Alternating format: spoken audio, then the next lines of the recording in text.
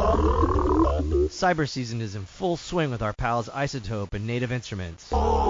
Get huge discounts on everything from Guitar Rig 7, Complete 14 bundles, and one of our favorites here at the Cult and Culture Podcast, Ozone 11 EQ. Go to isotope.com and nativeinstruments.com to feast on the audio goodness. Yum. You can also get additional savings on other softwares by using the code RUIN10. DistroKid now also has a motherfucking app. The DistroKid app is available for iOS and Android.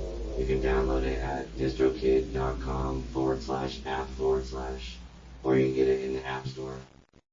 Fuck. All right, we're rolling. Planet B Presents. Cult and Culture Podcast. Hey, this is Justin Pearson. And this is Luke Henshaw. And this is episode 19 of the Cult and Culture Podcast. This episode features Karlos Paez of B-Side Players and Sonido de la Frontera. Paez. A San Diego legend. The dude everybody knows and loves the guy. So it was cool to finally fully be able to work with that guy since 31G got to release the Sonido de la Frontera album, which was an odd thing for 31G. And some people got it and other people will get it because you can't deny it's a badass record. And as soon as people hear it, there's just, you can't argue against it. So, and it was cool too that we got to do the Locust Sonido de la Frontera tour, short tour, I guess. It's a few shows, but it made so much sense to the Locust and to, I think, what is in the DNA of us San Diegans. You know, it just totally made sense to have those two bands together. And it was cool to challenge people that aren't necessarily used to that kind of thing or expecting to see a cumbia band and then the Locust. So it was rad. It was rad to hang out with them, and I think it brought me closer to him as far as his personality and knowing him as a friend. But seeing him perform was just is unbelievable every night. I mean, the guy just he's a natural, and he has the ability to engage with the audience, which is something that I wish I did.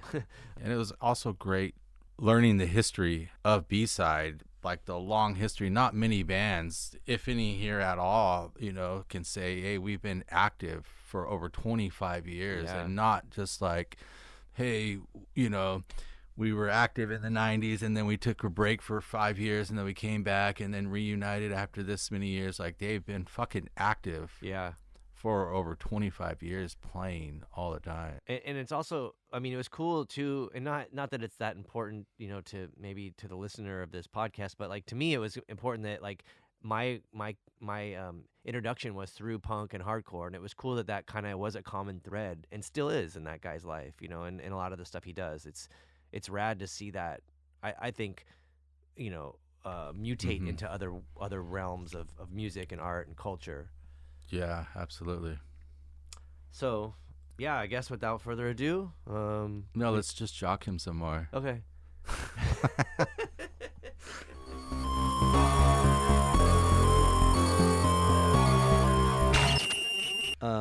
So if we can, I want to start from the beginning, because my introduction to you as an artist was through it's a weird, maybe it's not that weird, maybe you can shed light on it, but it was through Sergio from Amenity. Amenity, yeah. So I mean, I grew up in the punk and hardcore scene, and I remember being a big fan of Amenity, and I knew he kind of did other stuff.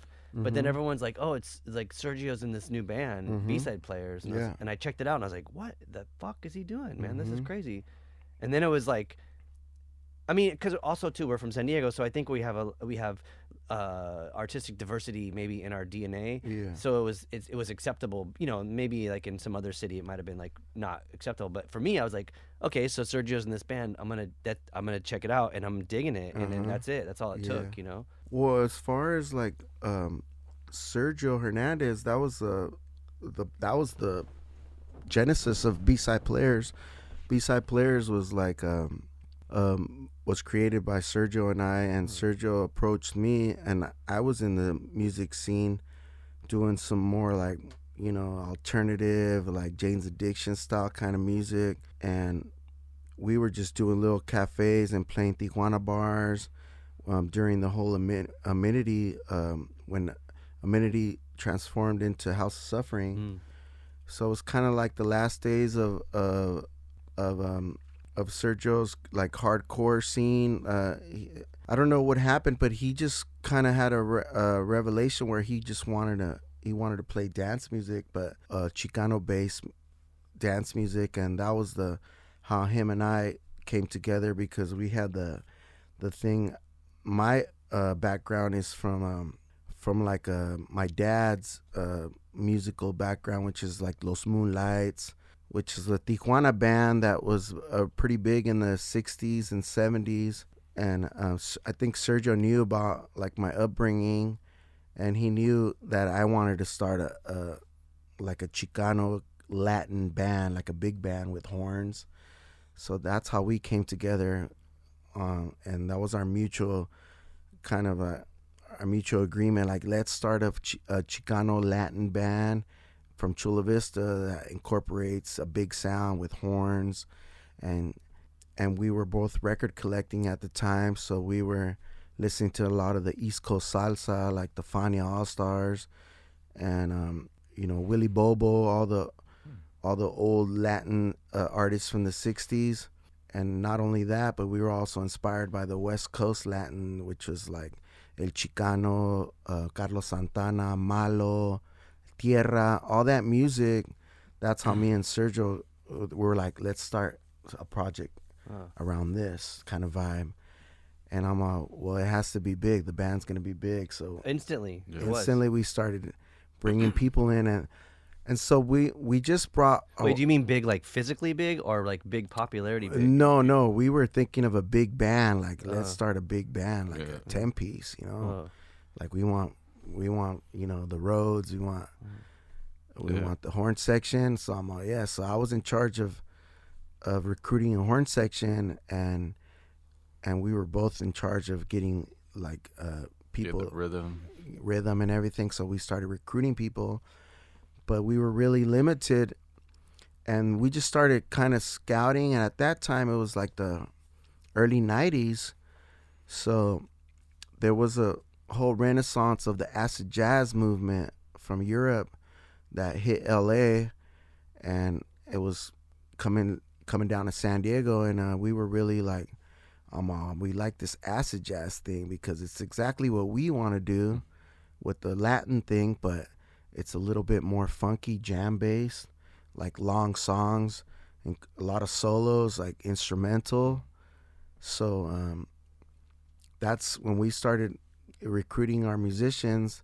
We were just jamming instrumentals, like long 13-minute songs where everybody solos, and it's like, all right, this is so we were Sergio and I started hanging out and going to see bands, and start getting inspired, and one of the bands that really blew us up was a band called Section 8 from Los Angeles, which a lot of people don't know about, but Section 8 was like a 8-piece funk band. Really cool name, because Section 8, I grew up Section 8, that means like low income apartments and all that. So I'm like, man, that's badass.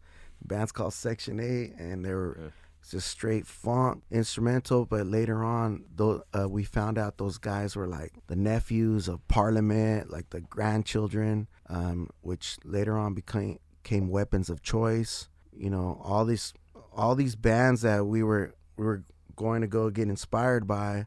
The Soul Sonics from LA. The Soul Sonics was a band that would come to Ole Madrid Tuesday nights. That was like where me and Sergio would go see live music, and I wasn't even 21 yet, but we would get in.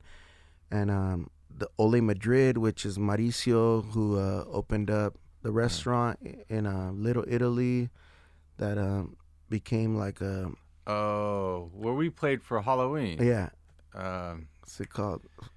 Well, Mauricio, he's a big this guy's been doing restaurants, and he's been in the game for so long, and he built like a Tuesday night, like a world music kind of vibe at Ole Madrid on 5th Avenue in downtown. So the way to get in underage was I would go early and order dinner, and then stay at my dinner table, and then the band would come, and I would sneak into the to see the bands because he was bringing in like the brand new heavies, which me and Sergio had in common as like a band that we really loved, and that's like the more funk, the European funk stuff. You know, also Jamiroquai was like a big influence of ours. So we saw like this band called the Soul Sonics which was a band that was started by Jump with Joey, I think, a drummer from the old school ska days of Los Angeles, but he was doing a more acid jazz kind of vibe. So we were like, we like this acid jazz thing. So at that time, we got our shit together. We recruited some players, but we couldn't find a drummer. So we got like drummers from like from the Chula Vista scene that were like, you know, Sergio had all the musicians from the straight edge scene. Yeah. Like, so our first drummer was Joshua from, I think a band called Statement. Do you remember Statement? Yeah. Joshua was like, Whoa. so that was our first B-side drummer. Whoa. But we were just like, and he played hard, you know, this drummer played hard. And we were like, just groove it. Josh, just groove it. And he grooved it. He was also a bass player in Force Down? Maybe? Yes, Force Down, which goes, which is, like, there's so much, B-side has so much to do with like the straight edge scene from Chula Vista, because I grew up, you know, these were all house parties back in the days. Like there were big house parties, but a minute he got out there, because that's like a scene where, you know, a national scene where it just spread, like the straight edge scene. And Chula Vista was like one of those towns that was known for a lot of straight edge bands, you know, Impel, a lot of great bands that if you know about straight edge music, you know about Chula Vista and the scene. And so, yeah, like I knew who Sergio was. He was already established in that scene, but at that time he wanted to do something different. He wanted to start making people dance, you know, like, and groove, and I understood that. And so we were on the same page. So like our musicians were like mixed ex-punk rock musicians. From Joshua came Joaquin from Chicken Farm. Chicken Farm was more like a more little hardcore punk rock band from down south, from Otay. They were just more grimier, like you know. Once Joaquin joined the band, that was it. Like that was our drummer. Like this was because now we had a real Latin drummer that knew about Latin music and about doing different rhythm times, you know, 6/8, and not just playing a funky beat, but he was just schooled in like different rhythms. So and no white folks. So no, we didn't have no white folks at the time, not yet. So and you sold out at some point though. Yeah, we sold out at one time. So now we got the rhythm section, and then of course like all our drummers were like ex-punk rockers from the Kids. Yeah, you had Vic. Vic was from the Kids. All these straight edgers and punk rockers wanted to fucking play. They wanted to go back to like their parents' record collection that they ignored for so long and stayed away from, because they're like, nah, that's mom and dad's shit. I'm a punk rocker. I'm gonna do my shit. But it was in the back. That's their catalog that they grew up with.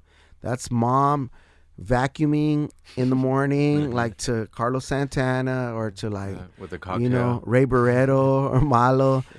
It's all in the back of your head. Like you can run away from it, but eventually you can, you know, they were tired of the scene, of the punk rock scene, the San Diego scene, which was, it's a hard, San Diego was that town that, you know, we had such good music, and they were always saying, oh, San Diego's going to blow up. Yeah. It's going to blow up. It's the next Seattle. It's this and that. And, you know. That was very specific to like, that style, Rock from the Crypt and John Reese's world. Yes, it kind of excluded everybody else. It excluded everyone else. Yes, and those guys paid their dues forever, and they're hardcore. To me, they're hardcore. They pay their dues, but they were ready to do something different. Which that's how they brought me in, because they knew that at that time I was like, oh, I want to do something like my dad. You know, I want to do like I want to do a cumbia thing because my dad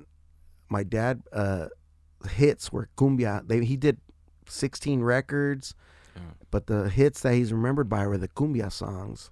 And so I already knew about cumbia way back before all this. And I was like, okay, so let's do this. So then after we got our little band together, and The little 9-piece band? A little 9-piece band. And we were sharing a studio in the National City Studios with POD. POD at the time, they were my friends, and they were just getting their shit together, early 90s. And so we started sharing a studio to share the rent because it was a little pricey. And so we were this big old band of all brown kids. We were still young, and we were just drinking 40s and smoking blunts. And this was like the early 90s, like that was blunts and 40s era, So we were like, all right, POD's coming, like let's wrap it up. And POD would come in, and we would leave all this fucking mess. And they were like, dude, what's up, bro? Like we don't drink, and you guys are leaving all this alcohol stuff. Like, I'm sorry, bro. Like, that's not gonna happen again. Like, all right, let's fucking keep this a respectful thing. And so I totally remember those days where like they're like, we're gonna pay you back by leaving Bibles. No, but the thing was like, my memory of POD was Marcos, the guitarist, him telling me, he's all, bro, I'm going to be a rock star, dude. Like, we're going to fucking be big, homie. Like, I know you don't see it, but we are. But can I borrow $1 for a burrito? I'm like, yeah, you can fucking $1, dude. And then he would go to the next guy. Can I borrow $1 for a burrito? And Marcos, dude, was always like, he was the chubby guy in the band. Like, he wanted a burrito. And look where POD fucking sold. I think they sold over 50 million records, whatever. All the fucking panhandling for dollars. Yeah. Paid off. So should go get your $1 back. B-side started getting their shit together, and then boom, here we go. We started playing live around town, and back then the music scene was Ole Madrid, which was like, oh man, we got to do Ole Madrid because that's the music we're listening to. Like, I got to see Guru at Ole Madrid. Like, Guru was the rapper back in the days, like Jazzmatazz. Jazzmatazz was like mixing the live music. It was like Grey Boy All Stars. Yeah, so now we're in Ole Madrid, playing Ole Madrid, and then the green what's it called? The green circle bar opens up. Oh yeah. And then Grey Boy All Stars are residential, and they ask us, do you guys want a residency there? So we start doing like an off night Thursday or something, and then it just blows up. And that's based around the whole acid jazz kind of days. Steve Cater, all the DJs were Nigel from the UK was coming down and spinning like all jazz and funk, and those were probably the best days of my life because that was just good music. So free. And Carl Denson was playing with Grey Boy All Stars, and then Lenny Kravitz was like, let's go, Carl Denson. So then Harold Todd came and replaced him. Harold Todd was like a flute player, a saxophone player. And then when Lenny Kravitz stopped touring, Carl Denson would come back to the Grey Boy All Stars, and I was like, Harold Todd, what's up? Let's go on the road. So we got B-side players. Finally, we got gigs. We got a booking agent. So now we're doing West Coast, and so we took Harold Todd on the road. So now we have like an established soloist, and then it was just unstoppable. But at that time, the LA scene was, of course, and that whole music was big. It was just instrumental, funk, and soul. But we were like the only band that was mixing the Latin thing. Like, this was before Ozomatli, before all that. Yeah. Like, B-side players, like, we were just a little ahead of the time with the Latin thing. So we were doing the acid jazz, funk groove, but with Latin, which means the Latin would include, like, the percussion. Like, the percussion was, like, timbal, congas, and drums. And then we would go into these crazy drum breaks that was just, like, you know, because a lot of us were taking these African drumming classes at Southwestern College, and so we were all into the Afro beat and the African rhythms, like the traditional rhythms. So we were already incorporating that into the Latin music, into the groove and the funk. So it was like sounding like definitely a world music thing that we were, and we had that punk rock edge because of what we had. So we were like, it just was a new sound. And in LA it blew up. So now we're in LA and Black Eyed Peas are opening up for us. Now we're doing residencies in LA, and it's just like a whole different vibe. But we never liked the LA vibe. We just didn't feel it. Like, to us, it just was like a talent show. Like, people were like you guys sound like this and that. Like, they never gave us like respect as far as like, hey, you know, they would always like compare us to someone else, and we're like, nah, man, we're B-side. Like, I don't know what you're talking about. But that's like an industry thing. It's an industry thing, yeah. And we knew, and then from all the people that were hitting us up in LA, you need to do this and that, and we did. We did everything they told us to do. Go do this television show, and go do this radio show, and we did all that. And we were just over it, so we were just like, let's fucking just skip LA and go straight to the Bay Area. Yeah. And we went to the Bay Area, dude, and it was over. Like, we're like, this is our fucking second home, dude. The Mission District is like, to me, it's like Barrio Logan back in the days. And we just did the Elbow Room. We just murdered it there. We were selling out the Elbow Room. We were doing Friday and Saturdays, and we were making more money because we were controlling the door, which they don't let these places. None of these places let you do that no more. Control the door, and you get all the money, the door money. And we were just murdering it. We established our own ticket price, and every time we went up, we added a couple bucks to our ticket price until we were making so much money and selling out both nights. And now San Francisco is like, we got San Francisco. Let's go to San Jose. Let's go fucking control San Jose. And then, all right, let's start going up. Let's start going up the coast. And we just started doing all the hippie towns, Chico and the Humboldt.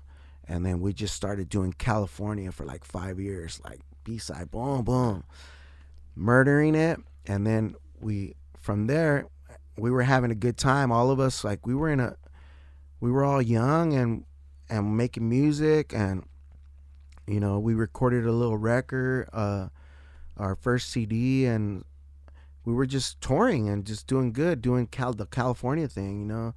We did some big festivals, and it wasn't until we booked, we got all these booking agents were trying to, you know, we got this 10-piece Latin band from San Diego. All these booking agents were like, let's go. Like, what's up? Like, we have meetings with these booking agents, and we're like, this one guy, his name was Tom Windish. He just was like, you guys need to sign with me. Like, I got you now. As soon as you sign, like, we're doing the East Coast thing. And we signed with Tom Windish. And if you look up Tom Windish now, he's like an empire. Like, this dude is one of the best booking agents in like the world. This guy, like, back then he was just getting started, but now he's an empire. Everybody knows Tom Windish. So once Tom Windish took over, we were just U.S. coast to coast for like, and it never stopped. From that, like 10 years went by. B-side was just traveling nonstop, you know. And with a 10-piece band though, how would you travel? That was crazy. We were doing the van thing with the trailer, and with 10 people. We were always like a 9-piece, you know, no less than 9-piece. At that time, everybody, I was brainwashed, and I would brainwash others. Like, hey, this is our budget. We're going to make $500 a week, everyone, but we're going to be traveling, and we're going to be going everywhere. And like, everybody was down. And we would come home with no money because all your expenses, you know, your food, and I mean, the band would pay for hotels and all that. And that's the thing with B-side. Like, we were never squatters. We never really were like let's go sleep at some homie's house. Like we were never that. We were always like, let's get some hotels. Like we deserve it. We've been working hard. So we always were a hotel band, and that was a big expense, of course. So we never really came home with any money. But we were at this point, we were just doing like 180 shows a year, dude. Like ridiculous. Like it turned to. So what about like when you would play outside of, you know, like you said, playing like in the Mission District and stuff like that? But when you'd start hitting up like Chico, where it's like all these like white college students and shit. So at that point, Chico was the #1 party school in the nation. Yeah. In the nation. Like Playboy put this article up, like the #1 party schools, and Chico was #1. So we didn't know that. So when we go to Chico, it's just like crazy. It's like it's just like a festival, but it's just a regular night and people are going off. So we're like, okay, let's keep coming back to Chico. And we just kept coming back. So we started getting all these little towns that these little markets and these towns that we really were good at, because like you have to understand, like a band like us, we had no radio play. We had no record sales. So all our the way that back then there was no social media, there was nothing. Like we would travel off a map, and the best way to make money was like return to these places where like you're making money, you know. And the club owners are like, dude, we don't know what the hell happened tonight, but you guys play Latin music and you make everyone dance. And we sold out of all our tequila and all our Mexican beer, and that's never happened before. And later on, I would talk to people like at the Belly Up, like Solana Beach, a place that we're familiar with, San Diego musicians. That's like a really nice part of town, Sonido, Solana Beach. And I started having a relationship with the bartenders. They were like, man, I love when you play here.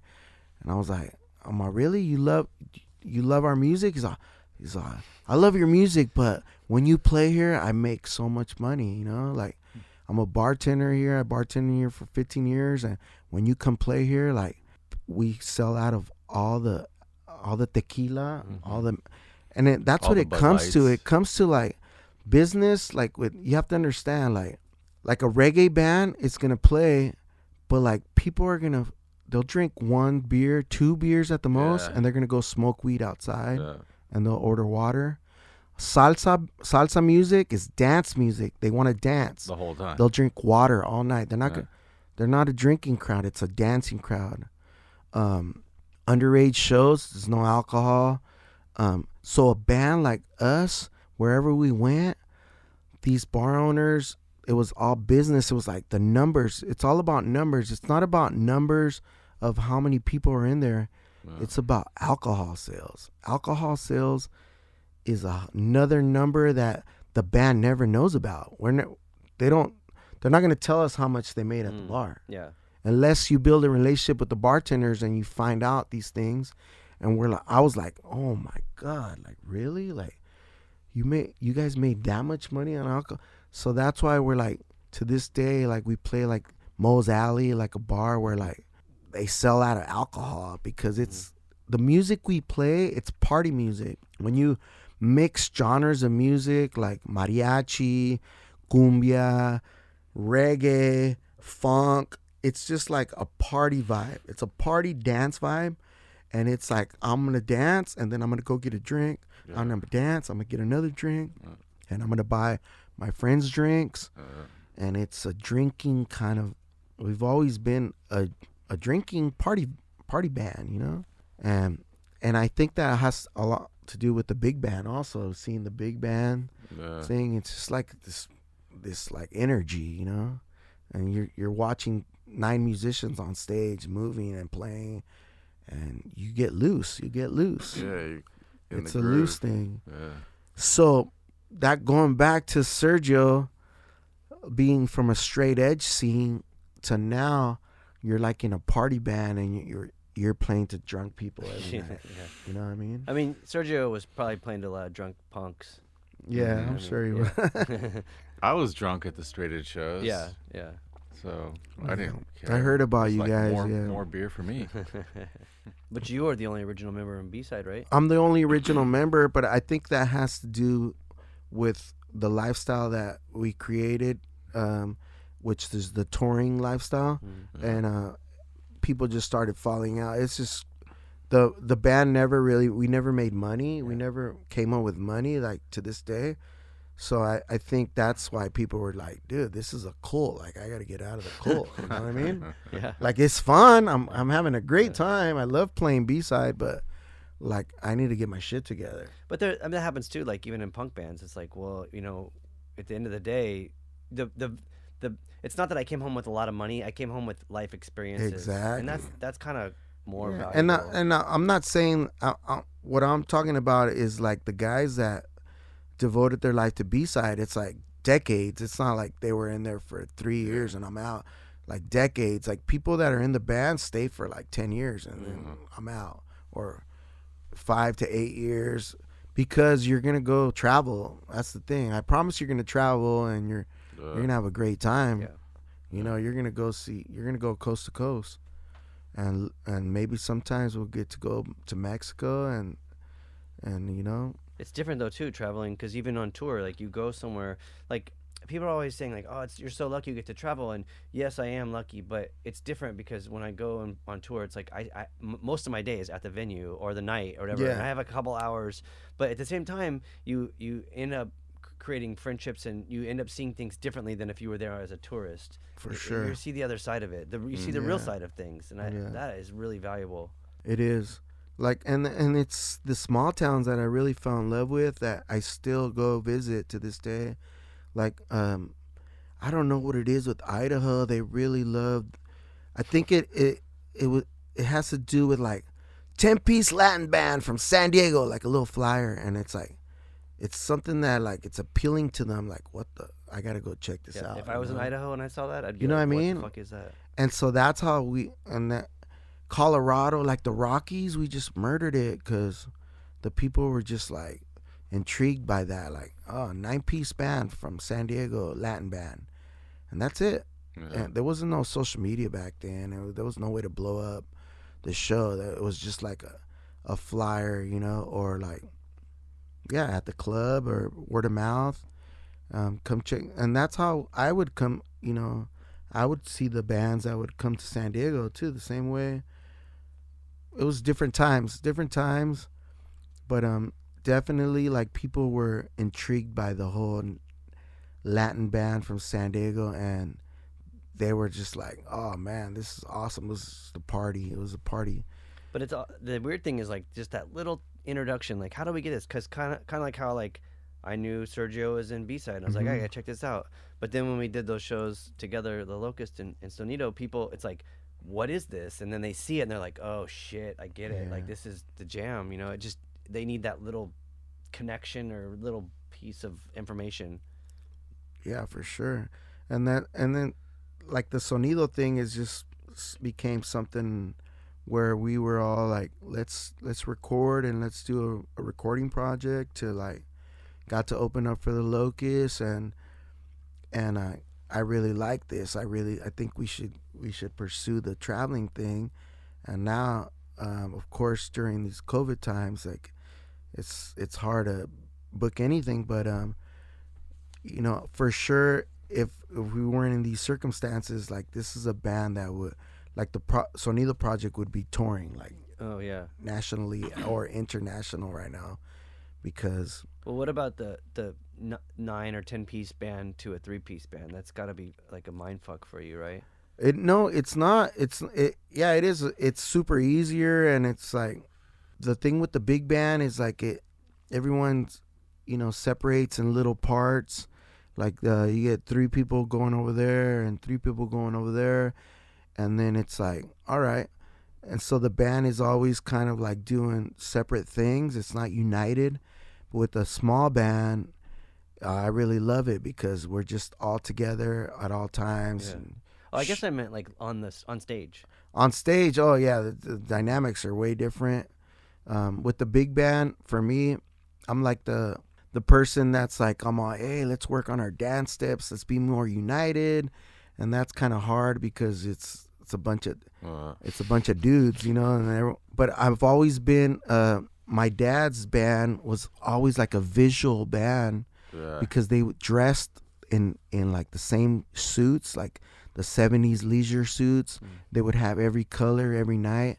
It was such a pleasant like sight just to see the band was like amazing because they were just all unified and they were just it was just synced up to where like they look good together. And I've always wanted B-side to be like that, but it was so hard to do. Like we never had the budget to have like different suits tailored to us every night.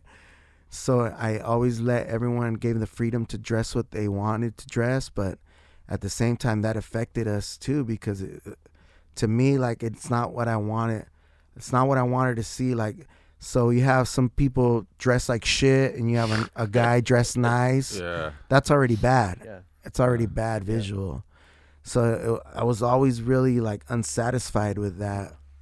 So one time I made everyone, like, I'm gonna fuck this. So I got fucking guayaberas. I'm all, this is cheap. So I bought everyone the same guayaberas. I'm gonna wear black pants, wear black shoes. So now we're all dressed alike, and so now we look like a bunch of fucking waiters, and people are like ordering drinks from us. And I'm like, fuck, dude. So when I was on tour with the Locust and they're all fucking dressed alike, I'm all, that's fucking that's badass. It's a vibe. And I've always loved that, like the 70s bands, like the bands that would always, dress in fucking the same suits. That shit's another level, dude. Like a whole nother visual, another level. And it just like, you look good together, you play good together. You know what I mean? Yeah. There's definitely a unity. Yeah. You see that live on stage. Or like looking like a gang or something. You're like, okay, there's a couple hundred people here, and there's 5 people that look like they're super fucked. That's got to be a band, and like, that's the jam. Like, and then also like, coming from like the punk rock musicians and straight edge, those guys are, they had a style like back then. Like when you look at the videos and the pictures of them, they had a style. Yeah, like they could get away with. They had a really simple style. Downplaying it. Yeah. It was kind of like. But what's the most iconic punk band is like the Ramones, and they all fucking looked sick together. Exactly. But I remember growing up leather thinking, jackets. Yeah, like but they all had like denim jeans and Converse. Like they all had a thing. But like I would look at bands like The Damned, which I love that band, and I'd always trip out on Dave Vanian looks like fucking vampire, and the rest of them look like punkers, and I'm like, what? That's just weird. Like, why don't they all look like vampires? Like that would have been so badass.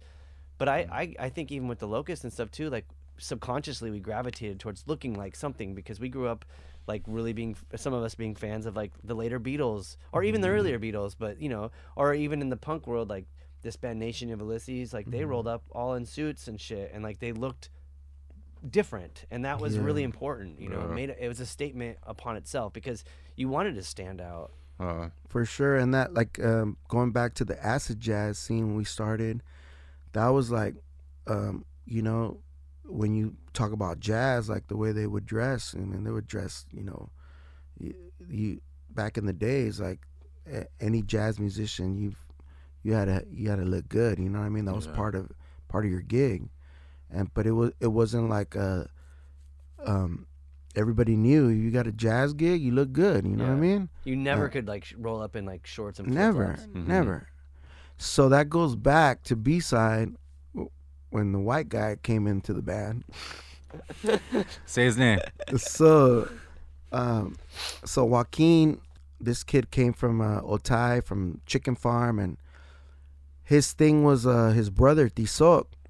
When Tizoc got his shit together and was like, okay, I want to play music again, Joaquin left B-side to be with his brother, which was like, I had no problems with it. Family first, like, go be with your brother. Your brother needs you, and that's when Agua Dulce, they formed. Agua Dulce was just a band like so similar to B-side, like to this day people compare us like, oh, all the you guys are the same. But so we lost our drummer, and that was like hard because he's irreplaceable. Like how are we gonna find a drummer that can play, you know, Afrobeat, funk, reggae, soul, like and know all the different rhythms of, you know, like clave and salsa and like merengue, and like how are we gonna find someone? So of course, you know, we had some players in the San Diego State, the jazz band, the A band or whatever, and somebody referred us to this white kid. His name was Ryan Moran, and this kid was like schooled in like African drumming, and he was like one of those kids that would just practice to the metronome, you know, like he was just like pocket. And we brought him in, and the kid was badass, and he pretty much did what I thought no one else could do, was play all those rhythms and everything. Like he did what Joaquin did and everything. I'm like, oh man, okay. So we did our first show at the Belly Up with him, and he fucking rolled up in fucking Birkenstocks and tie-dye. And I was like, oh fuck. Like, and I didn't say anything, but I just it was like that. What was that video of Perry Farrell when he's on stage and someone throws a Birkenstock at him? Oh yeah. And he's like, not only are, you know, you're a fucking asshole for throwing that, but your fucking whole sense of style is fucking whack. That's great. Whatever. Yeah, He said yeah. something like that. I was like, oh man, whatever. But he's behind the drum set, so I'm like, fuck it, let him do his thing, dude. He's a fucking drummer. And so he just murdered it. And he fucking toured with us for 7 years. Did And you have to talk with him though? About no, I never did. I let him do his thing. Eventually, he just started feeling out of the circle and started dressing like us, you know. And at that time, I was wearing cowboy boots. I didn't give a fuck. So there was no way he was gonna dress like me.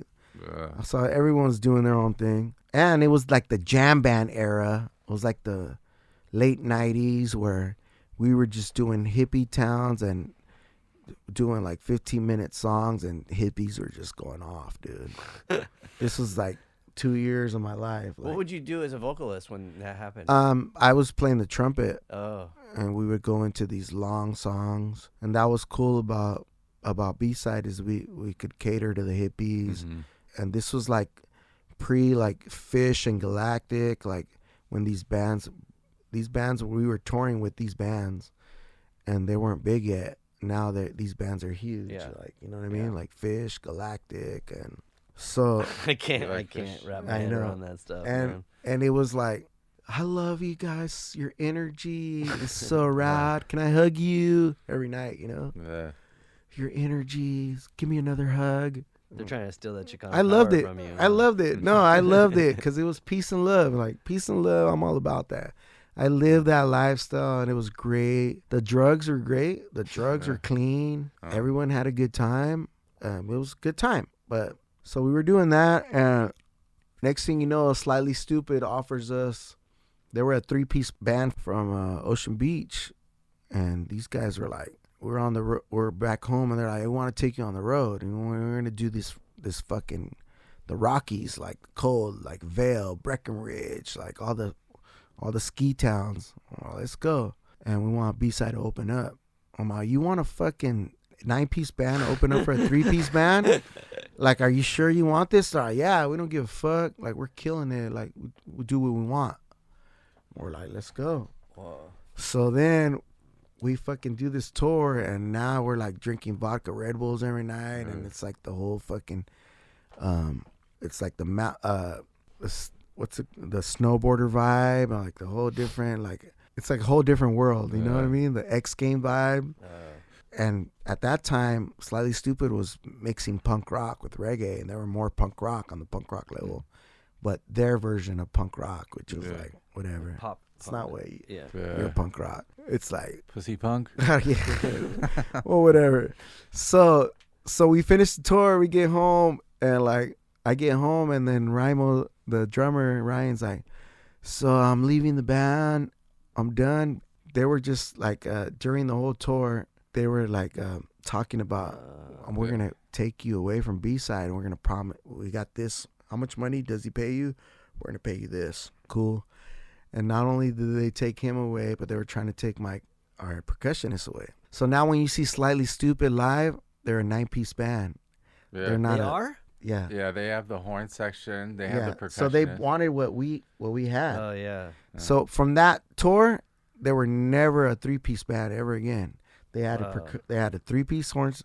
So now they were like, we want this sound. I have to admit, on principle alone, I never listened to that band just because the name in itself is actually really stupid. Yeah. Not slightly, but very. I just don't know. So I didn't have a problem with it because I'm on, dude, I never thought that I could replace Joaquin, but I'll find another drummer. And I did. I found another. So I never had a problem with the whole, whatever, go do your thing. Like, congratulations. And Ryan to this day plays Slightly Stupid. Wow. But the thing that bothers me the most, and this is the whole thing, is he hit a level, in a nice level, and like, which I wish upon every musician, where like you're comfortable, you're making money, like you have ability to buy a house and support your family off music. That's amazing. Like, I've been doing that all my life. You know, I don't know. There's not a lot of musicians that can do that. That's like a blessing. You know what I mean? Where you could buy a house off music. Mm-hmm. And he reached that level. And I'm all, that's awesome. I'm happy for you. But he reached a level also where he was like on Drummer Magazine, and he was like, he hit the fame. Mm-hmm. Like, you know what I mean? So I would be like, oh man, Ramo's big time. Yeah. So I would go read his articles, and he's like, so how did you meet with Slightly Stupid? So I came to study in San Diego State, and I met Slightly Stupid, and boom, we hit it off, and now we're touring the world. Yeah. And I'm like, okay, he forgot a little bit about the 7 years he was with us. Okay, let me check this other article up. Maybe he mentioned us in this other article. So what's up with, how did you come to Horses from the Bay Area with the Slightly Stupid from San Diego? How did you join the band? Well, like came to study in San Diego, and then I joined Slightly Stupid, and boom, it was off from there. Now we're traveling the world. I'm like, this fool forgot about like his whole B-side 7 years that he did with B-side players, how we traveled, and like, you know, he played different rhythms and everything. Like, we schooled this guy. We got him under our wings and his Birkenstocks, and we took him on the world. And like, he became a touring musician. Never mentioned us. Like, he was ashamed. Whoa. Wow. Ashamed to be in our band, dude. That's the only thing I can think of. Like, my musical career, I mentioned everything, all the shitty bands I played with. Yeah. All the bands, like, I mentioned that because that's your career. That's how you got to where you're at. Yeah. And you can't exclude that, your history, you know? Yeah. Especially 7 years, 2 years of like who you've played with to get where you're at. You can't erase that. Like, that's part of your. Totally. So to this day, dude, he will not mention that he played with us. Mm-hmm. And it's like he wants to exclude that part. He wants to. I fucking studied at San Diego State, and I joined Slightly Stupid, and I hit the big time. That's his story. He missed the only thing that has street cred. Yeah. Yeah, totally. He doesn't want the street cred, though. He doesn't want it because he would explain, like, I was the only white boy in that band, and yeah, they fucking talk shit to me, and they fucking, but dude, he was part of our band. Like, we would stay with his parents and Marin. We're in the Bay Area. We'd have dinners. I took him to meet my family in Sinaloa. My family, my grandfather who died, met him, and fucking pictures. Like, he knows everyone in my family. My kid fucking has known him since he was born. Like, he's part of my family. Yeah. And he fucking, that You don't hurt. talk to him anymore? Nah, dude, that fucking hurt me really bad. Because it's like, dude, I'm proud of you, bro. Like, you're fucking big time, but throw a bone out. Throw a bone. Like, don't forget about where you come from, you know? Yeah. And that's the thing, man. Like, Ozo Motley, man, I love Ozo Motley. And they're, like, the homies. And we started, you know, B-Side started a little earlier than they did. And when they came out, they were like, dude, Karlos, we want to come to San Diego. Let's do this, dude. We fucking played Bodie's together, and I got on fucking shows. But when you're in LA, opportunities are just there. You know what I mean? Like, especially if you're a hot band that's coming up. And Carlos Santana scooped them up, and they went on the road. And when I started calling them to return those favors, they just never answered my calls. They were just, and I was like, all right, it's like that. But that's why, like, I never liked LA. That's why I skipped LA, because I knew it was like that. Yeah. I knew it was people like, they want something from you, but when it comes, you know what I'm saying? Like, and San Diego's not like that, and the Bay Area is not like that. And with the exception of that band from OB. But so which band? Slightly Stupid. Yeah. Well, that's a weird thing too, though, because what about like San Diego music always has such a diverse mix of stuff, because people probably were tripping out on B-side or even like Sonido, like what is this? You know, and you're like, but it doesn't matter. It's just good, right? It's just good music. Just don't worry about it. Like if B-side was taking all those influences from, you were saying like salsa and cumbia, you know, Afro beats, like all these different elements of music. Why do people need to find a terminology for it? Like, just let it be good. Yeah, and back then there was no scene, there was no genre to exploit that kind of music. So there was no way we were going to be on the radio. Plus, and it was Spanish. We were right? recording songs in half. Our records were half Spanish, half English, so bilingual, and that was a no-no. And not only that, but our songs were like 13 minutes long, and that was like, okay, so you're not gonna be on the radio, and we're not. But we weren't trying to be on the radio. We were already like, let's make people dance, you know what I mean, and let's just groove. And we just stuck to that forever. So we were always a touring band, and we never relied on radio. We never. Yeah. The radios invited us to come, but it was always like some, you know, college town shit, underground radio, like world music type shit, and they were just like cool. And we never intended to be on. That was never our purpose. Our purpose was like to play. And, but still, like, what bands that are like 13-minute jam songs are huge? Well, maybe Mars Volta. That was a weird thing too. It's like, how does that become such a huge? But they were already big from at the drive-in. They were already big, so, yeah. I mean, I set it up. That's like, I don't know, but that's also like, I think all of us were all fans of Mars Volta and their musicians. Like, we've always loved that kind of music. And when it blows up, and when they blew up, it's like, oh, this is dope. You know what I mean? Yeah. Like, they deserve it. But like but watching B-side play, I can see this is no disrespect to anyone, but when I watch B-side play, I could see like a traditional sort of music type of music. When I would go see Mars Volta, I'm like, what in the fuck are these guys doing? Like, everyone's soloing.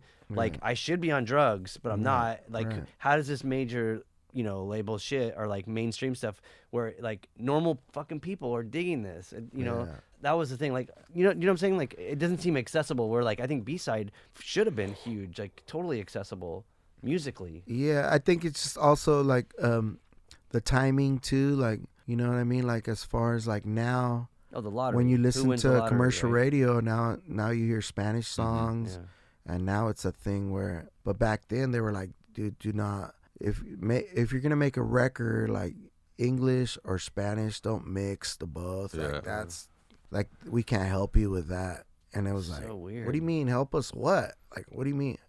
Well, we can't help you like put it in a genre where we can categorize it and sell it.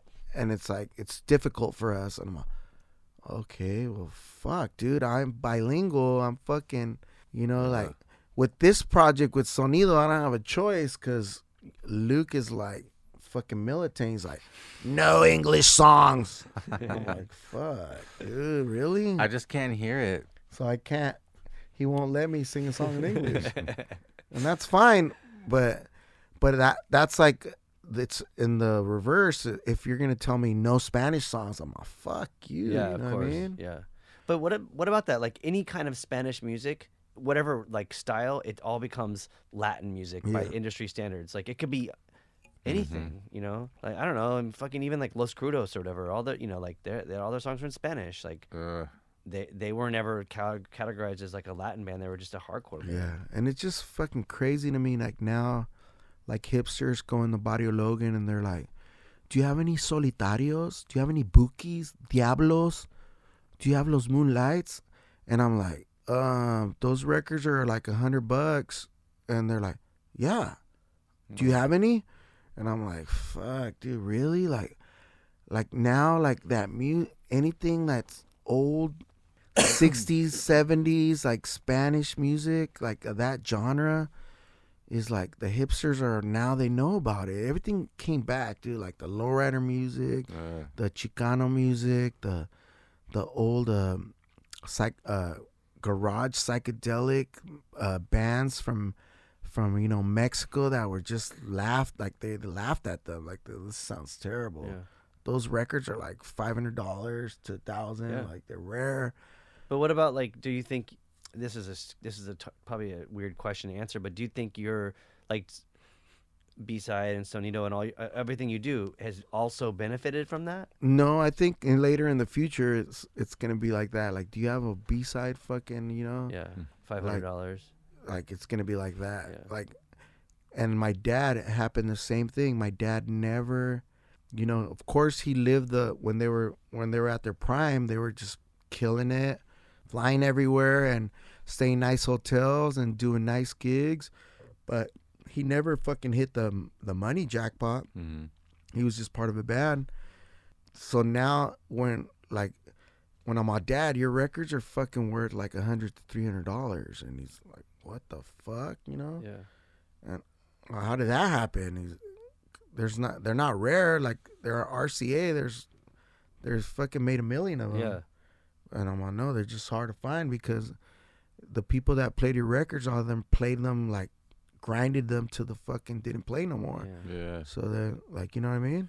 I remember one time somebody tried to diss me or joke. They're like, haha, I saw your record at the swap meet. And I was like, fuck yeah. Because that meant the distributor picked it up, sold it to a record shop, somebody bought it, and now somebody's selling it. It was nothing about like the music being shitty. Yeah. It was just like it's been handed down. I was like, I felt fucking great. Like that it was being sold at the swap meet where I get my fucking records. Which record was like, it? Do you remember? It was the very first break album that I did. Yeah. Yeah, but I was like, this is where I came from, was from the fucking swap meet. And to be back, I was like, dude, there's no, like, I never took that bad, And then now I see them on, like, Discogs and all that shit for way more than what we were selling them for. So I'm like, fuck yeah. But I wonder, like, maybe some of the punk roots or whatever, like where we all came from, like it never. I mean, yeah, it's like it's really nice to get paid, and that's great. But we never really set out to do it to make money. We did it because we wanted to make art, and that was the most important thing. It was when you're setting, and it's also just me. Like, I don't know the people in fucking Slightly Stoopid or whatever, but like someone probably thinks like we got to do this because this will make money. It's like, no, you should have just did it or by yourself on your own, like from your heart, not from your wallet. Yeah, searching for what would make money. What's gonna be the next Or, thing? I mean, like the same thing. Their fucking Project B-side tour where they were just juicing you guys to fucking finally become that. They're like, oh, this is what's fucking doing it. And they I think it's just that we inspired them to like, all right, like, do we want to be a 3-piece band or do you want to take our shit to another level? But they will never give us credit for that. Never, and not only did they take my musicians and change their whole like identity, but like not even like hey, why don't you fucking, now that we're headlining the Red Rocks or headlining Petco Park, come fucking open up for us, homie. We love you. Oh yeah. Like, but I don't even care about that. I just care about the history, like the written history. Like, dude, mention that you fucking were in B-side players, dude. Yeah. That's it. Yeah. That's all I want. Credit. Yeah. Mention that you fucking, before you were in this band, you were in this band. Like, so that people understand, like, the history. And the, you know what I mean? Don't be ashamed of that shit. But maybe it's on his character, I mean, I played with this guy in my first band, Struggle, and he ended up becoming one of the main dudes in like Blackheart Procession and stuff. And you know, he was rad. We were in high school together. He played in Struggle, and we were a terrible, you know, crust punk metal band, whatever. But he's embarrassed of it, and it's like, well, we were fucking 16 years old, dude. Like, just who cares? But I think maybe, and I don't know, his name's Toby. I don't know him that well anymore, but I do think, I wonder if he just is not necessarily embarrassed, but just maybe just sad where he's at, or unhappy where he's at. Like, I don't give a fuck. Yeah, I did. I was in a really bad band when I was 16, 15 or whatever. Like, and I had fun, and I had to do that band to get to the next thing. Yeah. I don't know. Not that, like, I mean, fuck. Going back to the B-side thing with Slightly Stupid. And to me, like, really, like, all I have is, like, my San Diego. Like, San Diego, I'm really proud of. Like, I represent San Diego wherever I go. Like, that's my shit. I'm from San Diego, wherever I'm at. But he's not from San Diego. No, he's not from San Diego. That's another thing, too. But, like, that's the thing that I have in me where, like, wherever I go, like, I'm on, what kind of music you like, you know? Like, wherever I'm at. And they're like, oh, you're from San Diego? Like, oh, dude, yeah, I know about San Diego. Like, you know, I fucking love the Album Leaf. I'm like, oh, you like the Album Leaf? Oh, I fucking played trumpet on Tristeza records. And like, what? Shut the fuck up. I have that. And like, you know what I mean? Like, oh, I like POD. Well, fuck, you know, POD, me and Marcos grew up together. And Marcos, I got him his first job when, you know, right before they hit it big. And me and Wolvie are home. Like, what? There's a connection, you know what I mean? Like, you know, now, like, oh, the Locust. Oh, fucking, I play with the Locust, you know? It's like something that when I'm on the road, dude, like, that's my fucking root, the San Diego. Yeah. That's what combines, like, all this shit. So that's why I get offended when, like, you fucking don't pay like, you forget about your history. But well, you got the guy from San Diego State. It's not like you found him at the Che or, you know, you didn't find him in Barrio Logan. Like, you found him at one of the lamest places in the city. Like, it wasn't somewhere fucking cool and culturally relevant. But the A bands was pretty big. Like Prince. Prince is the trumpet player from the A band, the same band where Raimo was from. It's like the jazz. Yeah. There's an A B band. The jazz band that was a. But I'm not okay. So I mean, but I'm talking about like on a moral, ethical issue. He was lacking that San Diego DNA. Yeah. So a lot of musicians, you know, from state, they become working musicians. Like, you're not studying, you know, jazz to become you're studying jazz to be a professional live performance musician. So Prince, one of the trumpet players there, he ended up being the piano player for Black Eyed Peas. Who he was sickest trumpet player, one of the best trumpet players I ever heard. Don't even play the trumpet no more. He plays keys for Black Eyed Peas. It's just like it's like a thing. Like you graduate. It's like being a musician for Berkeley. You know what I mean? It opens doors for you. But as far as San Diego State, like, it's not really like credible in that. Like in New York, you're not gonna be. I'm from the A band from San Diego State. Yeah. Like New York, like the way, like, for example, I got a good story. The Grey Boy All Stars, and when I said when fucking Carl Denson would go on the road with Lenny Kravitz, so it was like the open door, like, who's gonna fucking play saxophone? So it's like, oh, Harold Todd. So now Harold Todd fucking goes to Europe, and now there's who's gonna play saxophone?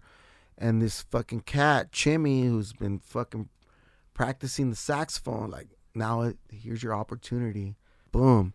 He fucking jumps on it. So Chimmy, dude, like, I remember being at his first show with the Great Boy.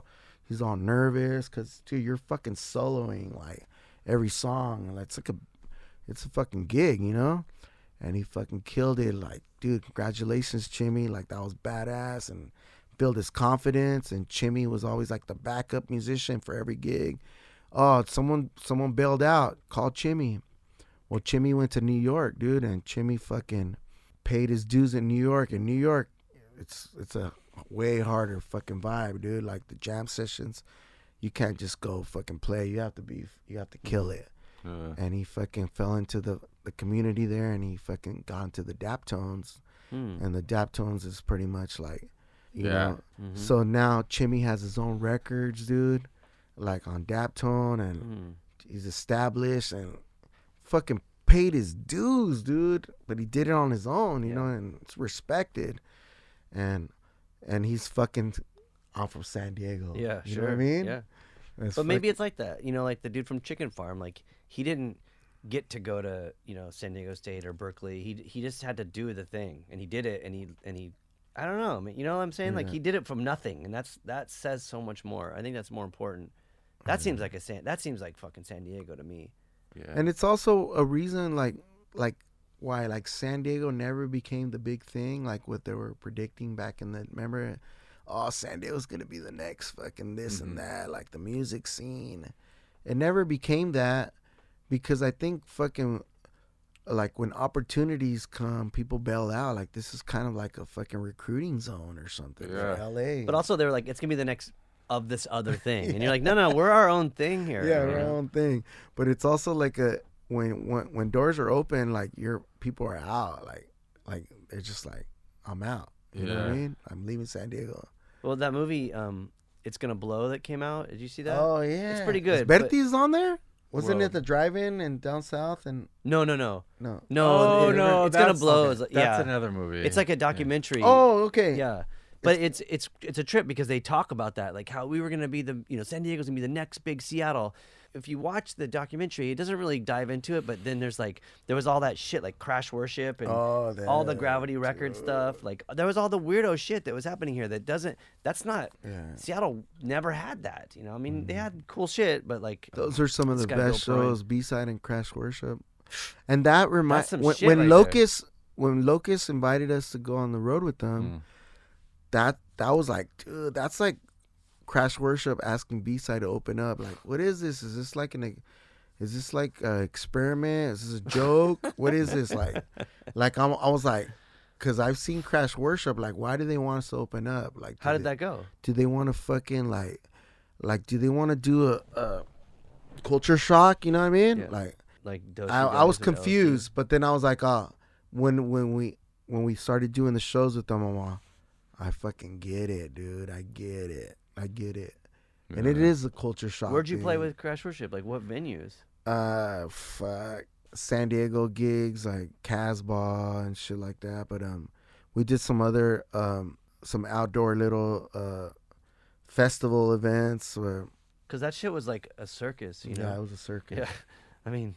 That's why, like, I'm a fan of Gogo Bordello, bands like that, like gypsy fucking crazy shit where it's like, what the fuck? It's like there's some polka and some fucking Russian and some crazy shit in here. So I love that.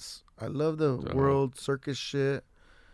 And that was like a band that was like, dude, this is fucking badass, you know? Like, let's get our shit together, our live show together, you know what I mean? Those kind of bands, like, they influence you and, like, and that's another band that people don't mention anymore. You know what I mean? That was a big thing.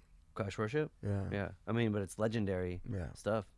Oh. But yeah, it's been definitely like a roller coaster as far as the musical influence, man, I feel like for me, I'm always being influenced, like, to this day. Like, I'm always open-minded and like traveling with you, that really influenced my ass a lot. Like, I was like, oh man, like, these fools are the tightest band I've seen in a long time, you know? Like I haven't seen such tightness like that since, like, Mike Clark, the Headhunters, Herbie Hancock, you know?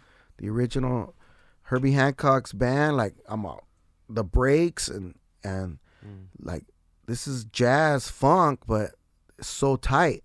It's like they know they've been playing with each other for so long, and the breaks so crispy. And the Locust is one of the tightest bands I've ever seen live. But that's a good thank you. But also, like, I mean, Herbie Hancock, that's like a huge influence on me growing up. You know, like that stuff's all that shit seeps in. Where I think a lot of people don't they're not open to that. You know. But it's just like the breaks, everything. I was like, oh man, this is so clean. It was really good it was meant to be. I'm so glad that I got the chance to, like, you know, be with you guys, and watch you guys play, like, different shows. 'Cause it's just like, there's a reason why I'm here right now. Like, musically, this is okay. And it just put me in a whole thing of like, all right, I'm going back to rehearsing again. Like, because we stopped rehearsing, like, B-Side stopped rehearsing like 10 years ago. We just don't rehearse anymore. But I think, like, to me, too, working with Luke and then discovering Sonido and stuff was an awesome, obviously it was awesome in its own, but then when he would, I mean, I think when we started talking about, like, letting 31G put out the record, I was like, this is probably not the right idea, but, like, I want to do this. It makes sense to me, you know, and that shit was, like, I don't know, that was an honor in itself. It's, like, really, it's honorable to have the band on the label for so many reasons, musically, but also just culturally and also personally. Like, that shit's what it's all about.